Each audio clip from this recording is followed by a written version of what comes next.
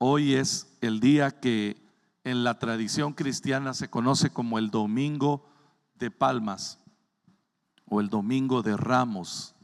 Y quiero invitarte, no podemos evadir, obviar el tema y el acontecimiento hermoso que sucedió allá en Jerusalén hace 2000 años.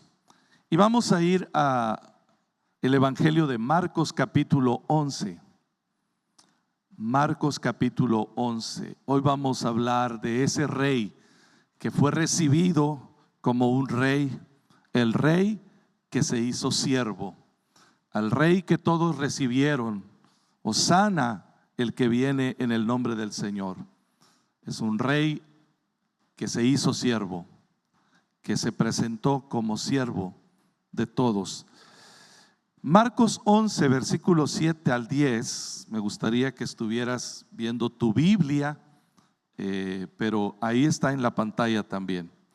Y dice la palabra del Señor: y trajeron el pollino a Jesús y echaron sobre él sus mantos y se sentó sobre él.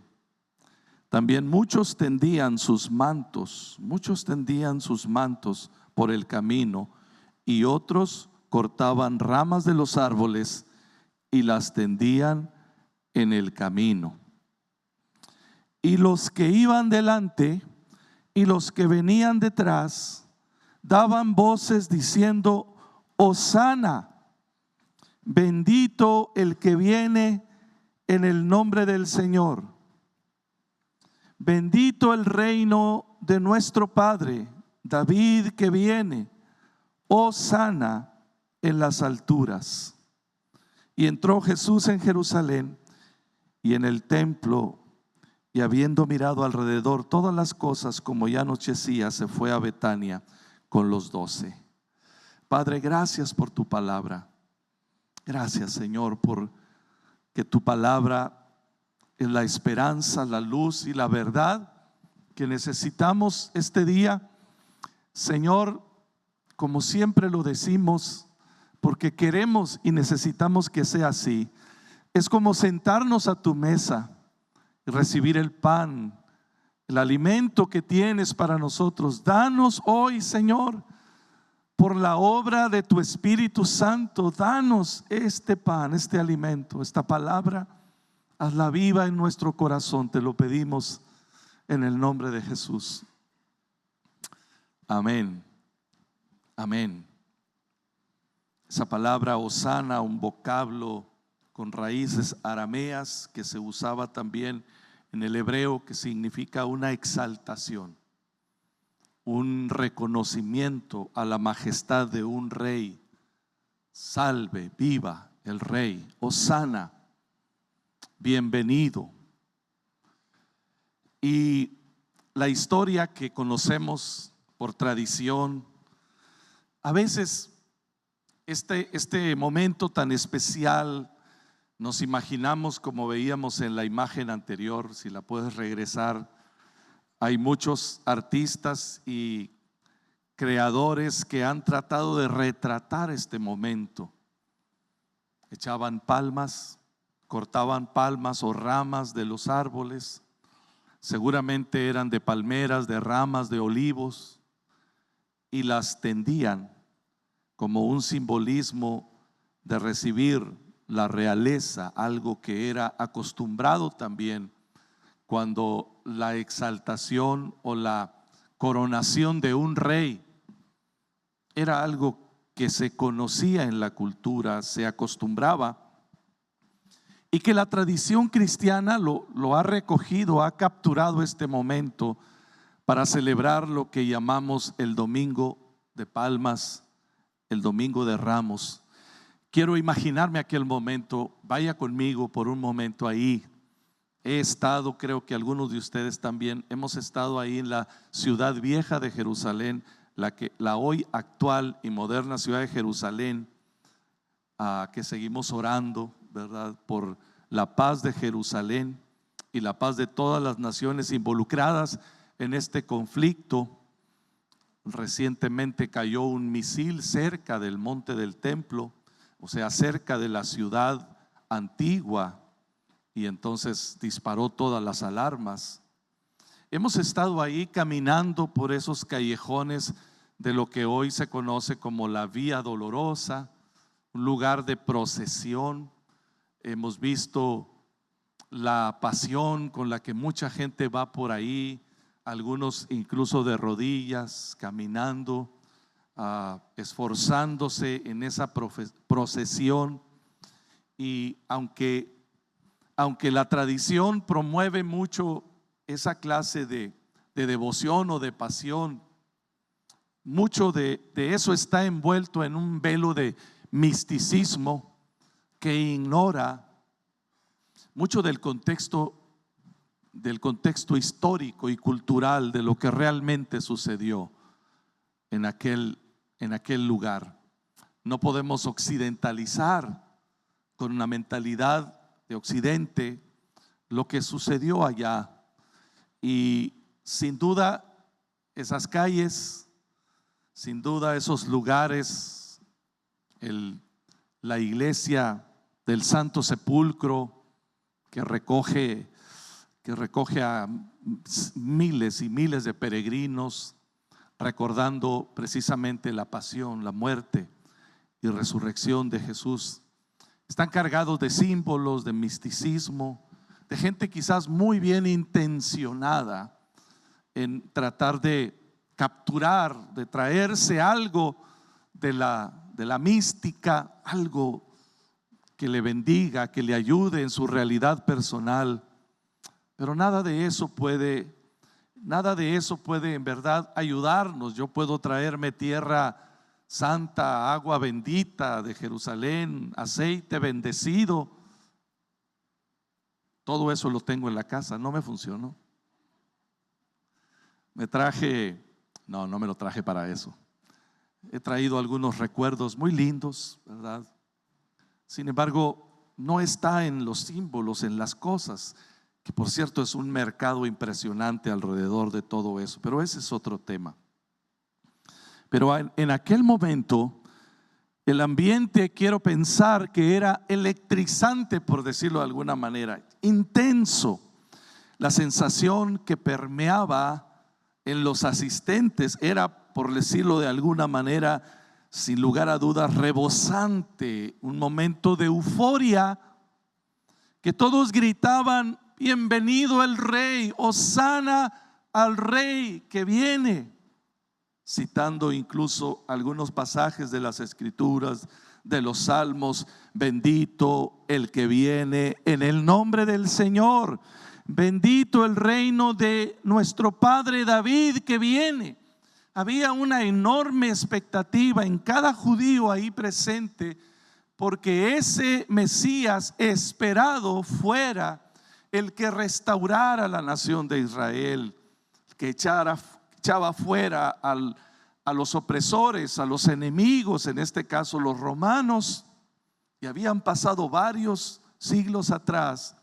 Ellos esperaban la reivindicación del reino de nuestro padre David. David seguía representando y aún todavía el epítome, la figura máxima que representa el reino de Israel, que ellos esperaban. Y por su parte, los últimos días, los discípulos de Jesús han visto, hermanos, amigos, ellos habían visto cosas extraordinarias. Los discípulos alrededor de Jesús fueron testigos de cosas increíbles, de milagros que Jesús había realizado. Y entonces, aunado con este cuadro, que Jesús entra a la ciudad de Jerusalén, nos dibuja a un líder con un alcance de popularidad increíble. Parece que está en la cima de su popularidad. No es extraño entonces la expectativa de propios y ajenos, los discípulos y toda la gente que se unió al barullo, dicen en mi tierra. Se unió al momento diciendo: ¿quién es? ¿Quién es? Es el Mesías. Y entonces creyentes y no creyentes cortaran ramas de los árboles, dando cumplimiento a la palabra profética, y gritaban y recibían y aplaudían a Jesús, el Señor. Hosana el que viene en el nombre del Señor, dando cumplimiento cabal al anuncio profético. Sin embargo, diga conmigo, sin embargo, contrario a lo que fuera el inicio de una gira de popularidad, contrario a lo que fuera el inicio de una temporada de afianzamiento propagandístico, proyectarse la figura del Mesías, del gran líder. Queridos, Jesús en los capítulos siguientes de los evangelios, tanto de Marco, tanto de Juan, como de los tres sinópticos, Mateo, Marcos y Lucas, ellos narran que el discurso posterior de Jesús, después de esa entrada triunfal, no casaba con la expectativa de ellos. Algo no casaba. Él empieza a compartir algunas de las enseñanzas más importantes de su doctrina, pero algo no estaba concordando con las expectativas que ellos tenían. Un líder que parecía emerger del anonimato y que ahora está en la cima de su popularidad. La gente se ha reunido por multitudes para escucharlo, para mirarlo, para tomarse la selfie con él. ¿Cómo serían las selfies en aquel momento? Un saludo cercano, ¿verdad? Quiero que me vean con él. Es el líder del momento. O algunos se acercaban quizás para pedir por su necesidad. Personas afligidas, necesitadas, querían alcanzarlo para obtener la respuesta, el milagro que necesitaban. Ahora, pensemos en su equipo, en los 12, los que lo rodeaban, las personas más cercanas, su círculo más cercano. En ellos, quiero imaginármelos, permea un ambiente de éxito. La estamos rompiendo, pensaban algunos. Esto se puso bueno. Y pensar que ayer, hace unas semanas, éramos tan solo unos pescadores ignorados de allá de Galilea. Podría pensar Mateo, que hace unos meses yo estaba detrás de un banco cobrando impuestos, siendo útil para el imperio opresor, pero ahora significo algo para mi pueblo. Ahora estoy con la persona más importante. Ahora estoy del lado correcto. Quiero pensar que la sensación de pertenencia era muy especial. Quiero pensar que el sentido de logro, de satisfacción era rebosante. Muchos nos hemos sentido ahí, ¿verdad? Estoy en el lugar correcto, estoy en el momento correcto. Valió la pena esforzarme, sufrir, el caminar, la peregrinación. Valió la pena, pero aquí estoy. Como dice el canto de Marcela Gándara, ha sido largo el viaje, pero al fin llegué. Y yo creo que algo de eso estaba en el corazón de los discípulos. Ellos contemplan a su maestro con admiración, con una gran expectación. Cuando ellos lo miraban aclamado por la gente, demostrando su autoridad, el poder de Dios fluyendo a través de él, obrando en la necesidad. Jesús ha sido aclamado como rey por una gran multitud, y así es como sus discípulos lo miran ahora. Sin embargo, unos momentos más tarde, y vamos a irnos ahora de Marcos, nos vamos a ir a Juan. En el capítulo 12, nosotros miramos que Juan observa este relato desde una manera muy particular. Juan tomó algunas notas aparte. Juan nos presenta algo que ni Marcos, ni Mateo, ni Lucas nos pueden ilustrar. Algo particular, y por cierto, sumamente importante. Dice en el versículo 12 al 9, antes de leer lo que está en pantalla de Juan, miramos que el Señor está hablando a la multitud. No sé si tienes tu Biblia ahí, pero llama mi atención lo que previamente acaba de suceder. Él ha estado en casa de María y de Marta y de Lázaro. Ha pasado que María derramó un frasco de alabastro, de perfume, de piedra de alabastro muy costoso. Judas se ha escandalizado pensando, ¿por qué no podrían mejor haber vendido el costo de este perfume tan caro para darlo a los pobres?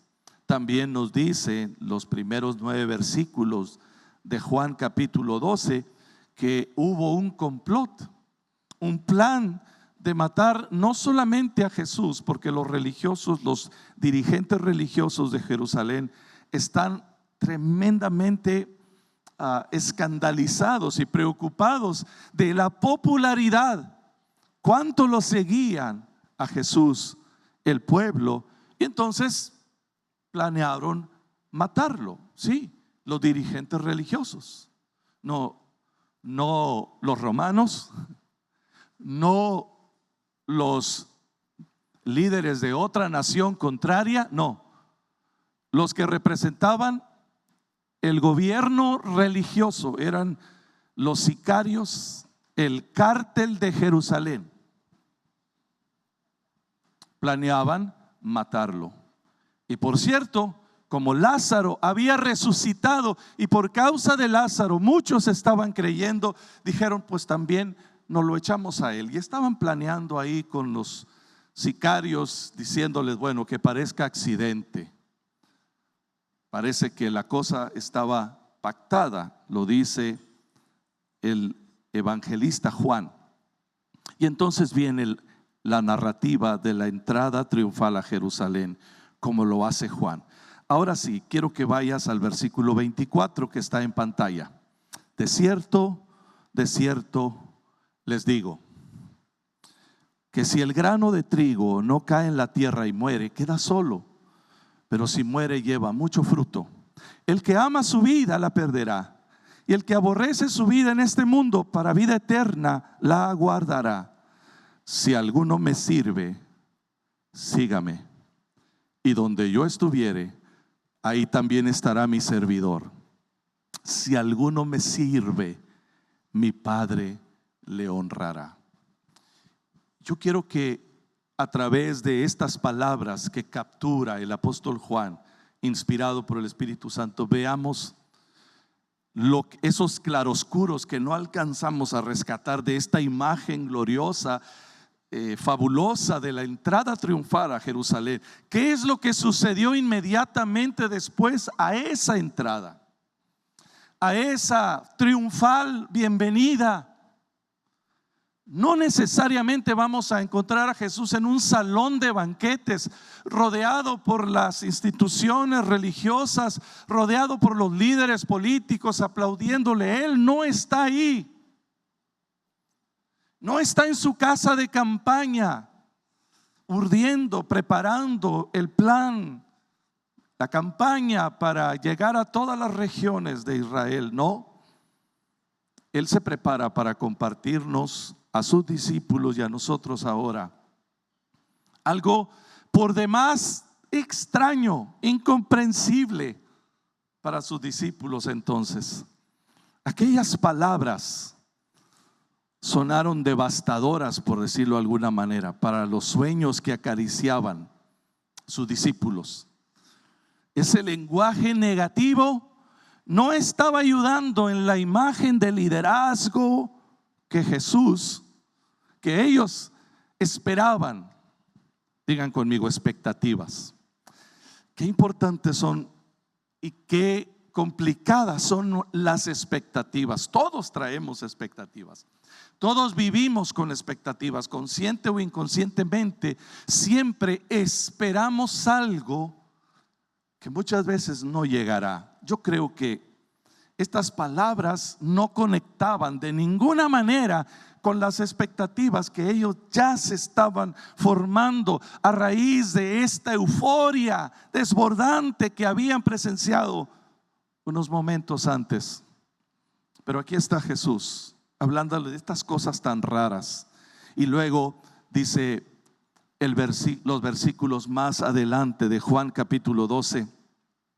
Por ejemplo, vea el versículo 27, no está en pantalla. Juan 12, 27, Jesús anuncia su muerte, dice el título añadido. Pero el versículo 27, Jesús dice: ahora está turbada mi alma. Diga conmigo, qué cosa tan rara. Está turbada mi alma. ¿Y qué diré? Padre, sálvame de esta hora. Mas para esto he llegado a esta hora. ¿Puedes imaginarte la cara de what que tenían los discípulos? Acababa de ser aplaudido, bienvenido el rey, hosana al hijo de David. Ellos tenían la cara todavía que la sonrisa no se les podía borrar, y Jesús está hablando de angustia, de que el grano tiene que morir, de servir, de servir. Diga conmigo, algo no encaja aquí, algo no cuadra aquí. Él abre su corazón. El Hijo de Dios, totalmente humano y completamente divino, Él en su humanidad perfecta está pasando aflicción y abre su corazón. Ahora está turbada mi alma. Me llama la atención y me hace pensar, espero que usted también, cuánto tenemos dificultad, especialmente los hombres, para abrir nuestro corazón. No es parte de nuestra cultura y de nuestra formación, y muchas veces lo pudiéramos ver como debilidad. Quizás los discípulos pudieron decir: Señor, no ayuda ese discurso, tranquilo, todo está bien, échale ganas, vamos adelante, lo positivo, aleluya. Hay que hablar palabras positivas. No sé si alguien pudiera acercarse y haberle dado unas palmaditas, ¿verdad? Cuando él dijo: mi alma está turbada. ¿Qué diré? ¿Debo evadir esta copa? Sálvame de esta hora. ¿De qué está hablando Jesús? Él lo tenía muy claro, los demás no. Él sabía que el camino a la gloria, él sabía que ese plan, esa agenda trazada desde la eternidad para la redención de nuestras vidas, pasaría por la cruz, por el dolor, por el quebrantamiento, por la muerte. Pero nosotros no queremos eso.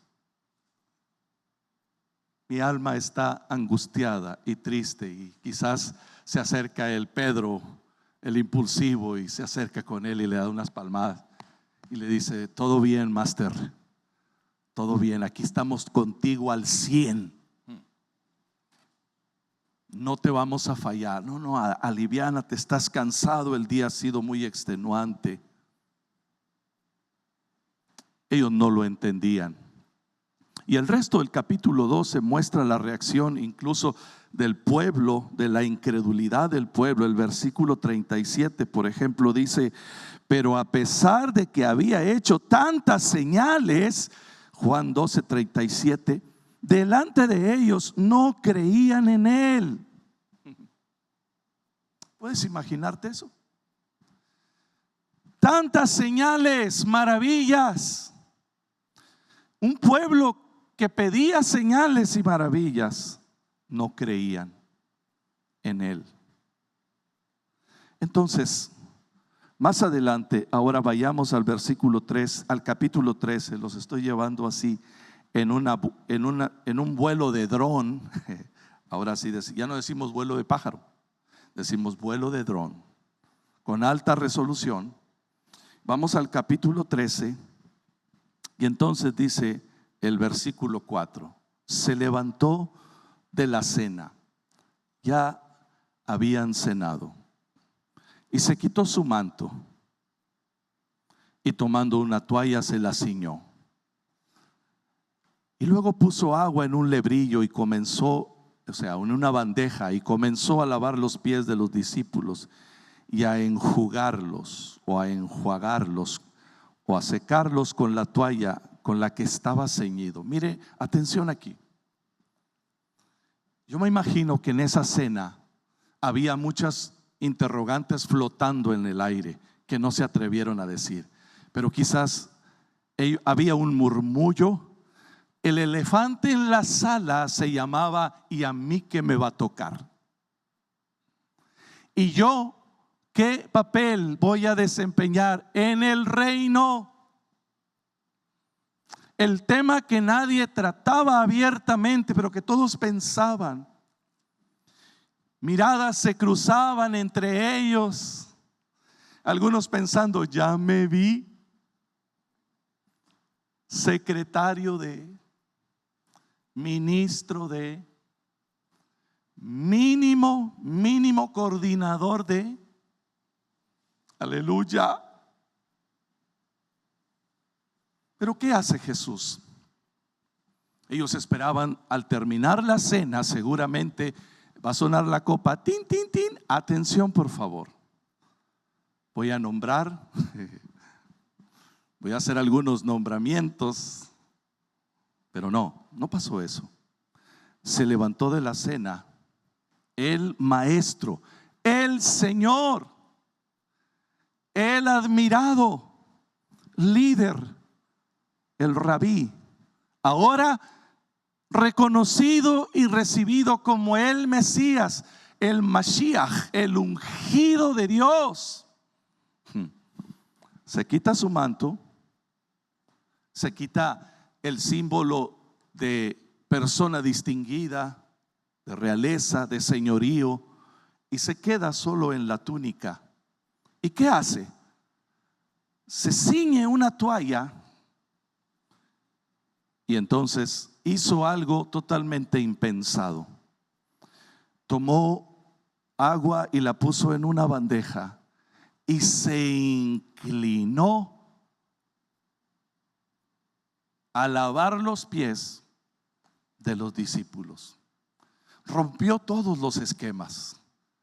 Pedro fue el primero que se indignó y dijo: de ninguna manera, Señor. Es probable que haya empezado con Pedro, el que estaba listo ahí para recibir el primer rol, la primera asignación.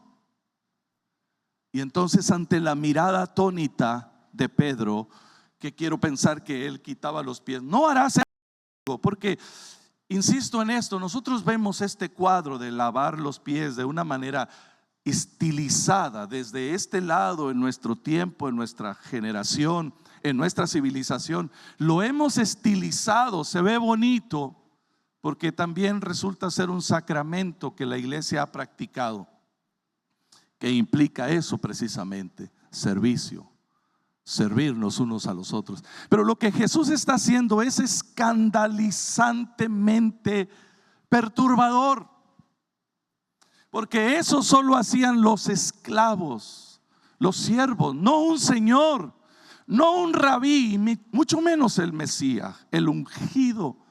Él no se supone que debe inclinarse para lavar los sucios pies de las personas. Eso lo hacían los esclavos, los siervos. Por supuesto que Jesús no debía hacerlo. Y ante esa situación, entonces Pedro le dijo: Señor, de ninguna manera voy a permitirlo. En el versículo 7 dice que el Señor le dijo: Pedro, no lo entiendes ahora, pero lo entenderás después. Pero si no permites que te lave los pies, no puedes tener parte conmigo. Así que Jesús se dispuso a revelarles algo escondido para ellos y quizás para nosotros también. la grandeza del servicio unos a otros. La grandeza de servir unos a otros. Porque en este mundo, insisto, ser grande significa estar por encima de los demás. Significa mandar. Significa tener la potestad sobre otros. Tener una posición, una influencia de mandar, de controlar, de gobernar. Y eso es lo que ellos esperaban. Eso era perfectamente entendible, que él tronara los dedos y Jesús hubiera dicho en ese momento, hecho así, y hubiera dicho: tráiganme por favor una toalla, una bandeja, prepárense porque van a lavar sus pies, comiencen conmigo. Todo hubiera estado perfectamente normal, entendible, hubieran aplaudido. Uno que otro hubiera dicho: y luego yo, y luego yo, y luego yo sigo. Pero Jesús hizo lo impensado. Y así como Pedro y los discípulos, queridos, nuestra mente humana está programada para exaltar el ego, motivado por las cosas como cosas que no son necesariamente malas, pero alguno de esto alimenta ese ego. El reconocimiento, el prestigio, la autoridad, la estima, la posición, etcétera. No son cosas necesariamente malas. El problema es cuando eso lo hacemos parte de nuestra seguridad y parte de nuestra identidad. Muchos de nosotros pensamos que tenemos una oportunidad cuando tenemos imagen, autoestima, posesiones, privilegios, reconocimiento, autoridad. Y cuando no la tenemos, alguien me robó esa oportunidad. Alguien no permitió, o alguien no quiere que yo tenga esa influencia, porque soñamos con ser el centro de la atención. Especialmente aquellos que decimos: no, yo no soy nada, no, yo para nada, a mí no me gusta que me vean. Incluso a esos también nos gusta que nos vean, nomás que lo decimos de otra manera. Aleluya.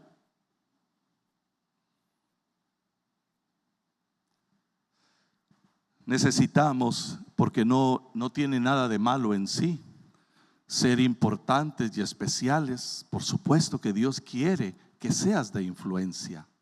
Dios quiere ponerte en un lugar de influencia para los demás. Pero la motivación, Jesús está enseñándonos aquí con su ejemplo que la motivación es servir. La base, la forma de hacerlo es servir. Esa grandeza de servir es la que nos posiciona en la plataforma correcta. Sigue aquí conmigo. Mire, Jesús se ha humillado ante sus discípulos, dándonos este ejemplo extraordinario. Y nos dice entonces que humillarse, amigos y hermanos, humillarse no es símbolo de debilidad, no es señal de flaqueza, es todo lo contrario. Humillarse significa fortaleza de carácter.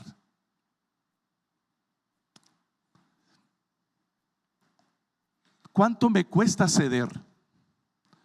¿Cuánto me cuesta bajarme del pedestal donde yo mismo he querido estar? Humillarse, la humildad nos abre puertas. La humildad nos permite evaluarnos frente al espejo de la palabra de Dios, incluso frente al espejo también de las circunstancias, mientras nos permite la humildad conducirnos en relaciones más saludables. No hay cosa más tóxica en una relación que cuando no queremos renunciar a la soberbia. Y mire lo que está haciendo Jesús: está rompiendo los patrones, está haciendo pedazos las expectativas humanas, mostrándonos otro modelo. el que acaba de ser aplaudido, recibido como Mesías, como Rey, como Señor, está sirviendo a los suyos, y no sirviéndolos de una manera cualquiera. Está haciéndolo como un esclavo, está haciendo algo escandaloso. Amados, el mundo nos ha programado para darle mayor importancia a estos valores de posición, prestigio, riqueza, poder, fama. Así como los discípulos que anhelaban este reconocimiento y esta honra terrenal, y Jesús tuvo que reprogramar, diga conmigo, reprogramar la mente, el corazón de ellos. También estoy seguro que quiere hacerlo conmigo y contigo. La imagen de este Rey que se hizo siervo está ahí desafiándonos, invitándonos, motivándonos a ser líderes con corazón de siervo. ¿Hay alguien que diga amén? El mundo, por cierto, no está fuera de la iglesia. El mundo representa un sistema de valores dominado por el Dios de este siglo. Ahí donde predominan el orgullo, la codicia, la ambición, los celos, la envidia, la rivalidad. ¿Te das cuenta? El mundo no necesariamente está allá afuera. El mundo puede estar sentado aquí en nuestro corazón, porque es un sistema de valores contrario a los valores eternos del Rey, del reino, del que representa ese reino, nuestro Rey soberano, infinitamente poderoso, creador, maravilloso, que se hizo siervo. La humildad y servicio deben mostrarse entre nosotros. Mire cómo dice más adelante Jesús. Ahora, en el versículo 15 al 17, leo la NBI. Les he puesto el ejemplo. Les he puesto el ejemplo para que hagan lo mismo que yo he hecho con ustedes. O sea, no solamente quiero sus aplausos y sus admiraciones, quiero que ustedes hagan lo mismo.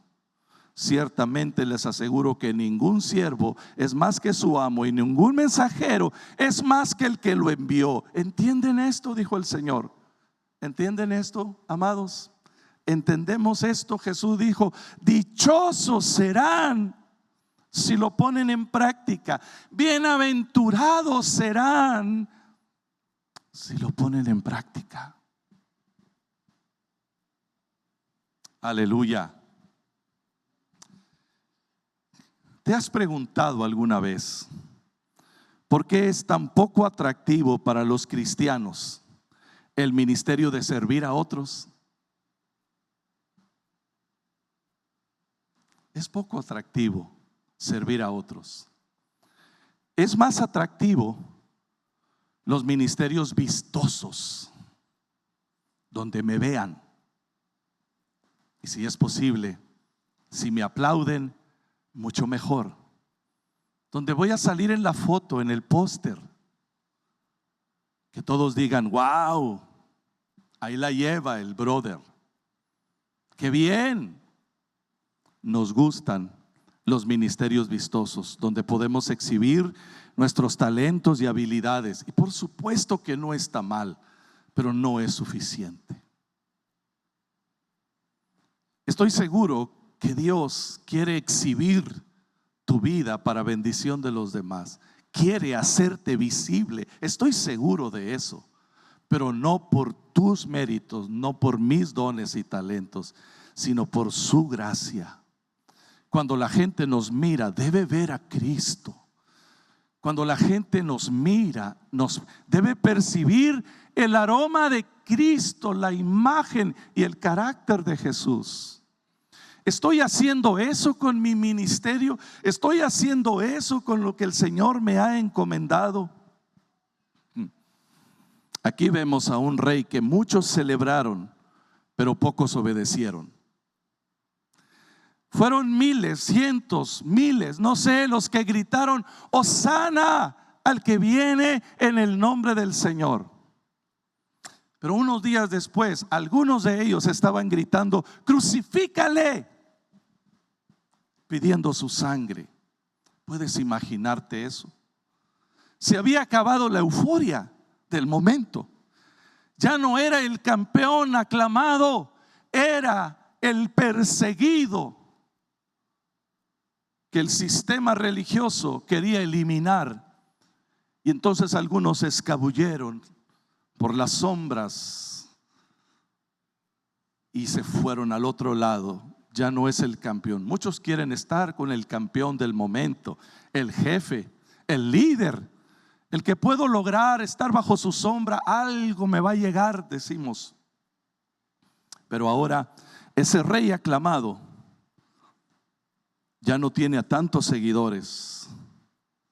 Hay muchos que celebran a Jesús cuando el mensaje promete bendición, pero pocos lo seguirán a la cruz. Pocos lo seguiremos a la cruz. Vamos a seguir al Señor, que da ministerios, que da plataforma. Vamos a seguir al Cristo que nos hace brillar, que nos hace visibles. Pero a la cruz no. A la cruz no, porque hay que morir. Y si el grano no muere y es sepultado, entonces no vivirá y no llevará fruto. Y mi egoísmo y mis expectativas terrenales tienen que morir, tienen que ir a la cruz. Porque Dios quiere usarte mucho más allá de tus dones, de tus talentos, de mis expectativas, mucho más allá, para que seas un agente de transformación a vidas, a personas. Él puede y quiere usar tus talentos y tus dones, pero necesita que des fruto de un carácter transformado conforme a su imagen.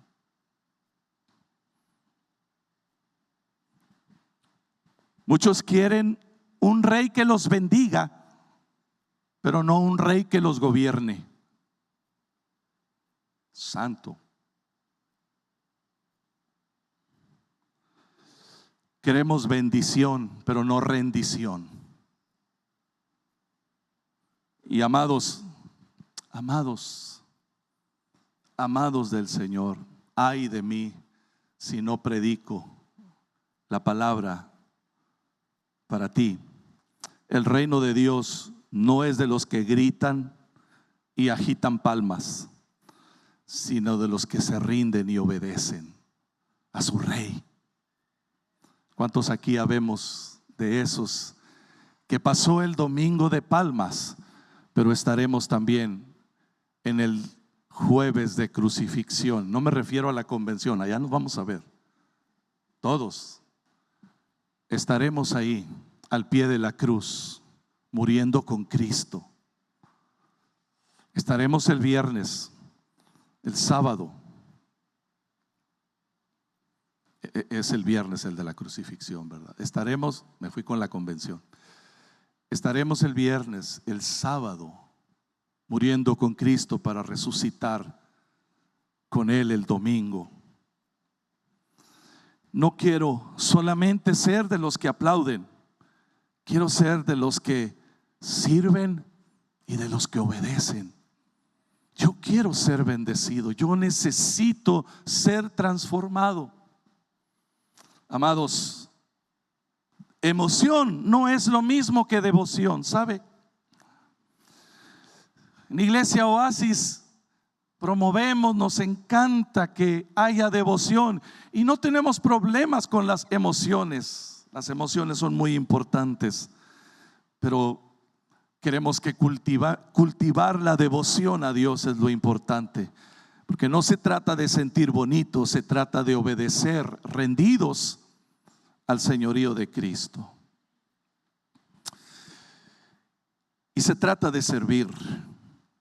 Se trata de servir. Quiero pedirte que te pongas de pie y vamos a leer juntos esta última declaración que van a ver ahí en pantalla.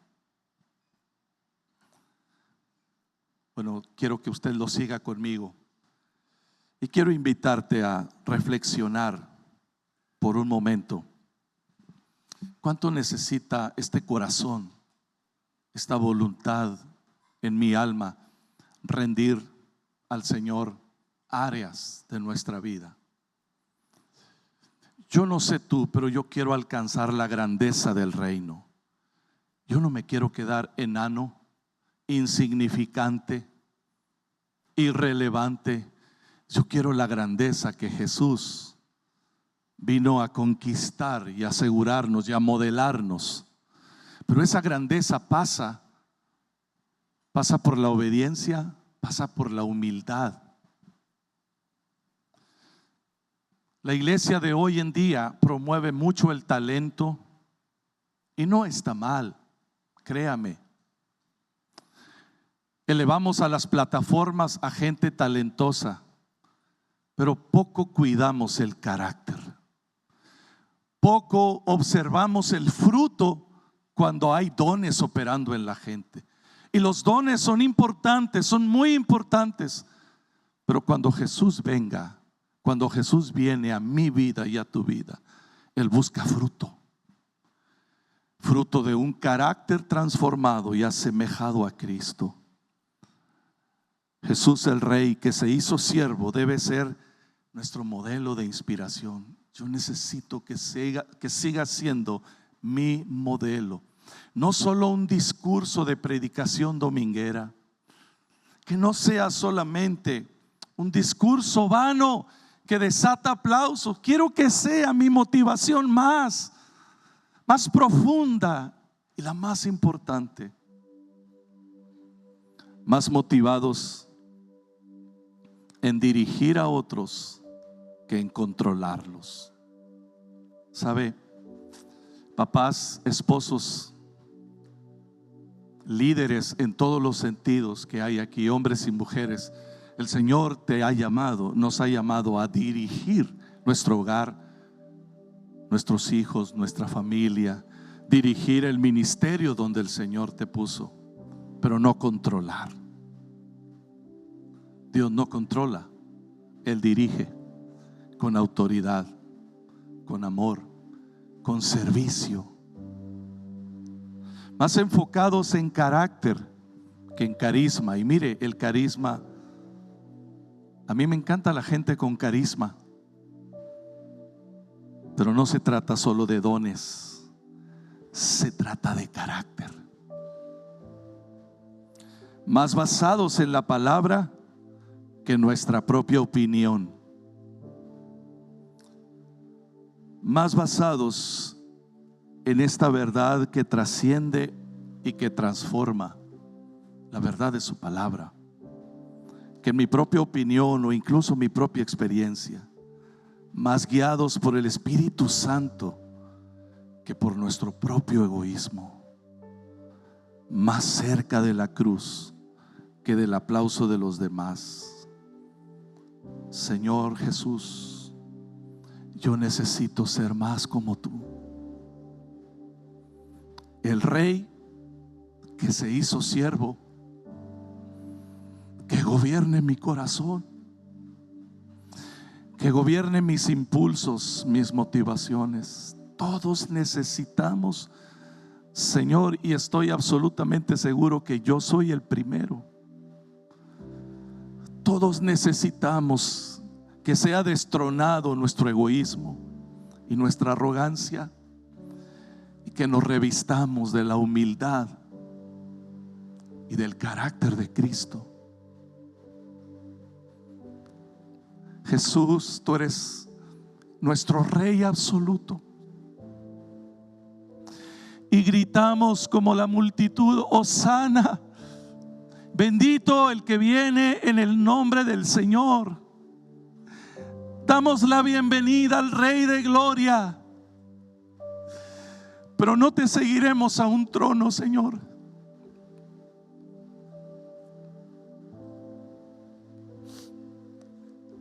No te seguiremos a una gira de popularidad. te seguiré a la cruz. Ahí donde tengo que morir, donde debe morir mi egoísmo, mi pecado, mi incredulidad, Señor. Ahí debe morir para resucitar contigo a una nueva vida.